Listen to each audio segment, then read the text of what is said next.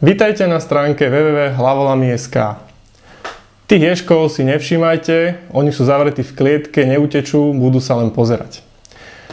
Úlohu, ktorú som si pre vás pripravil, som sa rozhodol natočiť na toto video, pretože niektoré veci je jednoduchšie ukázať, ako napísať.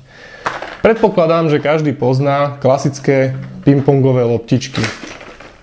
Pingpongové loptičky, ktoré takto pekne skáču. Čo sa však stane, keď sa takáto pingpongová loptička trošku spučí? Niekto na ňu vstupí a pingpongová loptička sa takto prepučí.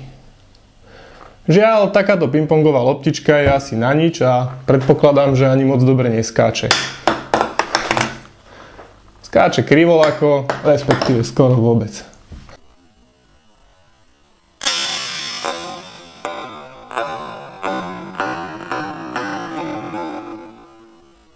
Vašou úlohou bude túto pingpongovú loptičku narovnať.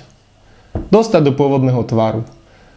Samozrejme, keď hovorím, že dostať do pôvodného tvaru, tak myslím, že túto loptičku nemôžete ani rozrezať, ani prepichnúť, ani ju nejako zničiť. Proste chcem, aby ste z tejto pingpongovej loptičky popučenej spravili normálnu pingpongovú loptičku, ktorá bude dobre zase skákať. Takže poďte na to.